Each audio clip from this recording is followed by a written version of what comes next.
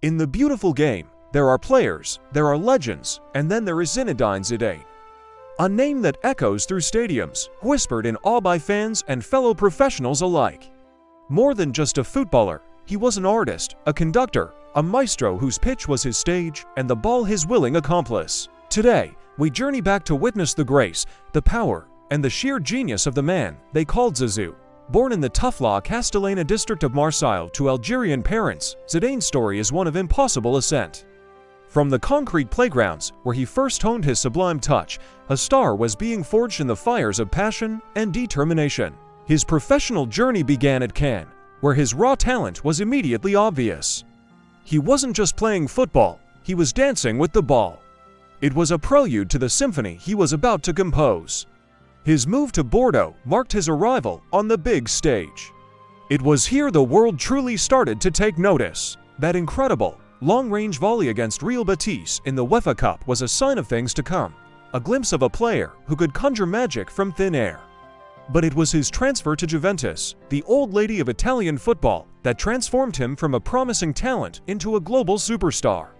In the grueling, tactical battleground of Syria, Zidane didn't just survive, he flourished. He added a layer of steel to his silk, winning back-to-back league titles and claiming the Ballon d'Or in 1998. He was officially the best player on the planet. And 1998 was truly Zidane's year. The World Cup was on home soil, in France. The weight of a nation rested on his shoulders. After a shaky start to the tournament, including a red card, Zidane returned for the knockout stages with a renewed sense of purpose. In the final against the mighty Brazil, led by the phenomenal Ronaldo, Zizou ascended to godlike status. To towering headers, 2 goals that sent a nation into ecstasy. France were world champions for the first time, and Zidane was their undisputed king. He followed it up by leading France to victory at Euro 2000, cementing their place as the dominant force in world football. In 2001, Real Madrid made him the most expensive player in history. The Galacticos era had its crown jewel. Surrounded by superstars like Figo, Ronaldo, and Beckham, Zidane was the quiet, elegant center of it all. He was the maestro conducting the orchestra. And in the 2002 Champions League final, he delivered his masterpiece, a moment frozen in time. The ball dropping from the Glasgow sky, his body perfectly balanced, the swing of his left foot connecting with impossible sweetness. The ball flew into the top corner. It wasn't just a goal. It was footballing perfection, perhaps the greatest goal ever scored in the competition's history. It was a goal only Zidane could score. What made him so special? It was the elegance.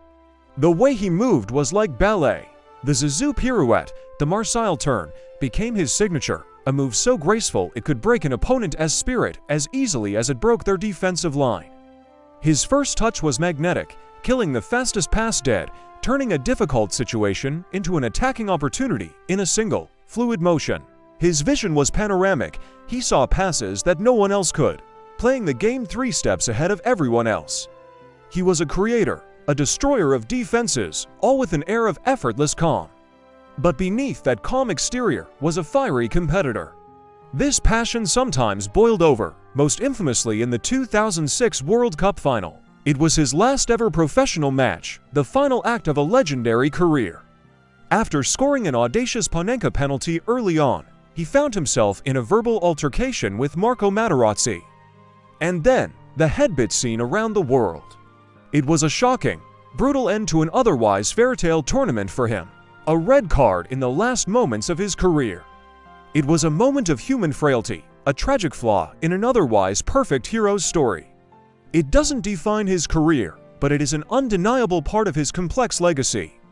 After retiring as a player, many thought his chapter in football was closed. They were wrong. He returned to Real Madrid as a manager and achieved the unthinkable: 3 consecutive Champions League titles, an unprecedented feat in the modern era. He proved that his footballing brain, his understanding of the game and its players, was just as potent from the sideline as it was on the pitch. He wasn't just a great player, he was a great leader. Zinedine Zidane's legacy is immense. He inspired a generation of midfielders who tried to emulate his grace and control. Players like Iniesta, Zil, and countless others looked to Zizou as the benchmark, the ultimate number 10. He showed the world that football could be more than just a sport. It could be art. He played with a joy and freedom that was infectious, reminding us all why we fell in love with the game in the first place. He was the complete package, the vision, the technique, the power, and the will to win. He won everything there was to win: the World Cup, the Euros, the Champions League, the Ballon d'Or, but his impact goes far beyond trophies. It's in the memories he created, the gasps he drew from crowds, the moments of pure, unadulterated genius that will be replayed for eternity. He was a silent leader who spoke loudest with his feet. He was the last true maestro of the beautiful game. Thank you for joining us on this look back at the incredible career of Zinedine Zidane. Who is your favorite footballing artist? Let me know in the comments below. And if you enjoyed this video, don't forget to like, share, and subscribe for more stories from the world of football. See you next time.